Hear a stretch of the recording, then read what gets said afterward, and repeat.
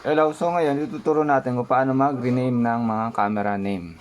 Kasi sa nakikita nyo, ang mga nakalagay sa screen ay camera 1, camera 2, yan, camera 3, camera 4. Okay, so, ayan, ang gagawin natin. So, para mapalitan yan, click natin yung screen at enter lang natin yung password. Okay. Login. Okay.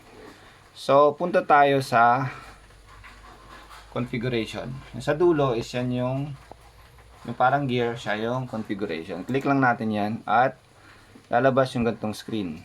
Okay? After nyan, punta tayo sa display. Asa na ba yan? System.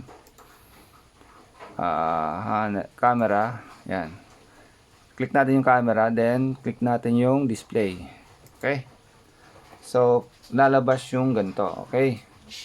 So, makikita natin sa taas yung camera 1. Okay? Sa baba niyan, makikita natin yung camera name. So, ganito, isi-set natin kung anong name nung camera 1 natin. So, pwede natin siyang burahin. Click lang natin tong backward. Okay? So, lagyan lang natin ng balcony. Balcony. Yan.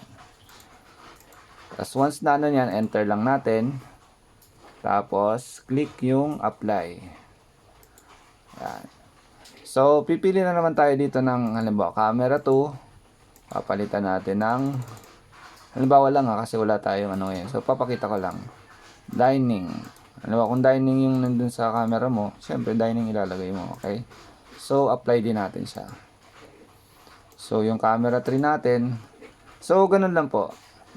Rename, tapos apply. After nyan, so, okay na tayo. Balik na tayo sa live view. Okay? Yan. So, ganun lang po. Sana na gets nyo po. Thank you.